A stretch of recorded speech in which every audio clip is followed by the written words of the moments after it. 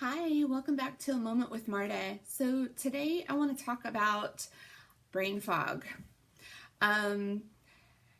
There have been several times over the years, and even more recently, where when I am trying to talk with somebody, it could be my husband, it could be a friend, family, whoever, where I'm trying to talk and I've already mentioned that I scroll, I picture the words that I say as I'm about to say it. But if I hear a sound of any kind, it could be the kids, it could be, the dogs or a car outside or whatever it is, and I get interrupted, that thought just immediately flees. And I'm not talking about your standard, oh, I lost my train of thought, where did I put my keys, that kind of thing. I mean, I'm talking about every single time you hear a sound, you can't filter it out, and that thought immediately just flees and you can't grasp it back. Fortunately, my husband helps me a lot with that, and he's able to remind me of what I said last, which usually can help me get back onto my train of thought. It doesn't help if I've changed the subject though. So my mind, when that happens, like I can't picture the words, and it literally feels like there's a fog, there's a cloud that has just settled over my mind, and I can't see the words. And sometimes that means I don't remember whatever it was that I was about to say, and then I have that itch in my brain, like something's not quite right. It drives me crazy until I can remember whatever it was that I needed to say.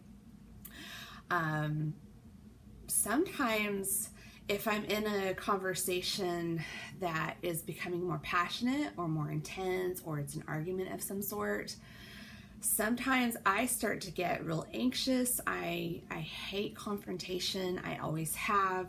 I feel super anxious. I kind of talked about that a little bit last week.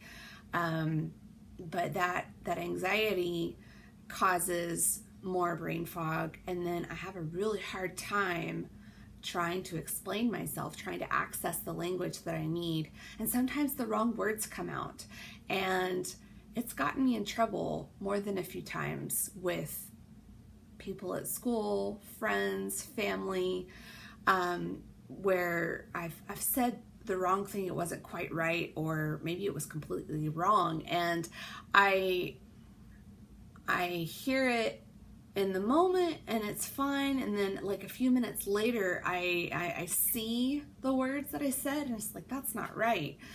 And I try to go back and fix it, but the tongue is really strong, and sometimes, especially if you're in a disagreement of some kind, or it's a passionate, intense conversation, it can be difficult for the other party to understand what's going on. So that's why I felt compelled to explain that for me, I just have this fog that settles over my whole brain, my mind. And when someone is kind of coming at me with whatever their argument is, it causes my thoughts to completely scatter and flee, and I have a very hard time picking up that thread again. And sometimes I can pick the wrong words when I'm trying to express myself. Like, for example, I remember I was talking with somebody and I made the comment that I had no idea that this was going to happen. And that wasn't what I intended to say. What I intended to say was that I had no idea that this had been done yet. So that's two totally different meanings, and unfortunately, because that's what I said and my words were taken at face value, the person was able to kind of turn those words back against me and was like, you did too know that this was going to happen. And they were right, I did, but those weren't the words I had intended to use. That's not what I meant. And my son and my daughter struggle with this too. When there's anxiety, it makes it worse. When you feel more flustered, I mean, anybody feeling more flustered has a harder time collecting their thoughts. But it's that much more difficult to process what you're trying to say or to access that language for those that struggle more verbally. Like my son, there would be times where he would have what we would call his stress phrases or his go-to phrases, and he would say all done or no, and he didn't necessarily mean no. I remember one time a family member was singing and he just kind of yelled no, and they misunderstood what the no meant, and I was able to explain. Fortunately, I was there. I was like, no, what he's meaning is the sound is hurting his ears, and so he's not like dictating what's happening in the house, but he's trying to express that his ears are hurting. And once they realized that, then it was kind of like, oh, okay. But if you didn't know, if somebody wasn't there to be able to explain it, and you're just taking those words at face value, they don't always mean what you think they mean. So as I've said in other videos, I love this quote by John Wayne. It's one of my favorites. Talk low, talk slow, and don't talk too much. One way that you can help somebody with autism, like my husband does, is he helps remind me whatever it was that I was saying, because I can't control it. It happens every time. Every time I'm talking and I'm interrupted by something. The dog barks, the kids need attention, the phone rings, something, any kind of sound. The thought just, it's gone. It scatters in the wind, and my brain just feels foggy, and things feel so heavy and dense. Nothing is clear, and it's difficult to figure out what it was I was trying to say and how I was trying to say it. So the way that he helps me is he just reminds me of the last thing that I said, and usually I'm able to kind of backtrack and get back to that thought. But unfortunately, there have been a few times where he couldn't remember what I said, and I just had no clue what it was, and I just had this itch in my brain, and it drove me crazy. And sometimes I've been able to eventually think of what it was later, and sometimes I haven't, and my brain just, it literally feels itchy.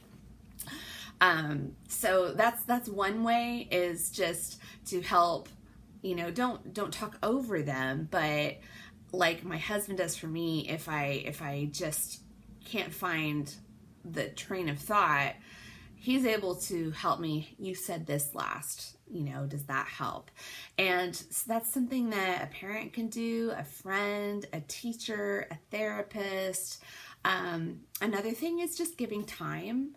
A lot of times people just talk so fast and they talk over each other, which as children we're taught is rude to interrupt, but oftentimes adults just talk over each other over. Conversations are happening all at the same time, and it's hard to follow, it's hard to filter out, it's hard to focus on the person that you're talking with. It's hard to know when it's your turn to speak. So being cognizant of that can help allow somebody with autism some time to be able to collect their thoughts and get their thought out. In instances where it's just brain fog and you're struggling to get the right words and the wrong words come out, extend grace and believe that person when they say that's not what they meant, because for them it literally wasn't. It was the wrong words. Just like when I said, I didn't even know that this was happening. That wasn't right. That wasn't what I was trying to say. What I was trying to say was I didn't know that it had happened. yet. I didn't know that the plan had gone into place. And so that's got two totally different meanings, And so for someone like me that is able to speak but struggles sometimes with pulling the right words out at the right time, sometimes those words can be used against me. And I think if there's just some grace and some understanding about the way that particular person's mind works. I mean, not everybody that's on the spectrum, not everybody's mind works like mine. This is just mine. This is my observations about myself, about my kids. This is our journey. And there might be some similar situations that people deal with out there, and there might be totally different ones. So it's all a matter of just trying to understand that person, the way that they think, the way that they process the information, and then just being supportive, whether you're a friend, you're a family member, a coworker, a teacher, a therapist, a doctor, somebody in the community, whatever the situation is, there can be grace, there can be compassion, there can be some attempts at understanding what's going on rather than just making an assumption that things are just black and white, because in life things just aren't black and white. Rarely are they black and white. And that the same goes for words. Sometimes words don't mean what you think they mean when they're expressed by somebody that has a harder time communicating. So that is kind of what brain fog is. And like I said, it's not being absent-minded or, oh, where did I put my keys? I mean, a lot of people deal with that. This is a very extreme, like, I can't collect my thoughts. I can't see my thoughts.